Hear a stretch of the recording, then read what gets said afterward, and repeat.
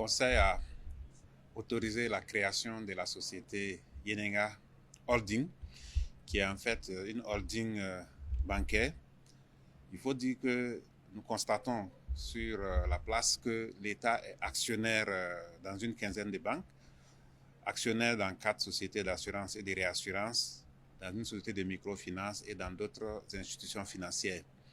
Mais l'État est actionnaire majoritaire dans 3 banques et une société de réassurance.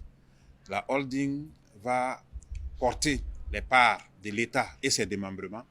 dans ces 3 banques et sociétés de réassurance. L'objectif, c'est de faire en sorte qu'on puisse avoir une gestion stratégique de ces entités pour faire en sorte que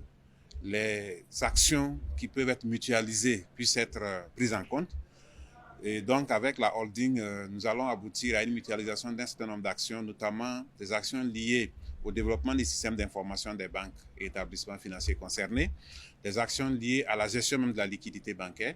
des actions liées également à certaines plateformes comme les plateformes de monétique et même l'action commerciale. Cela va permettre un arbitrage stratégique des actions de l'État dans ces entités. Et donc la holding qui aura pour ancrage le ministère en charge de l'économie et des finances va porter toutes ses parts de l'État et de ses démembrements.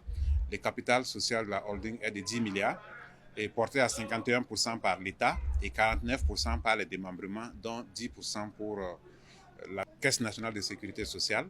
10% pour la Caisse autonome des retraites des fonctionnaires,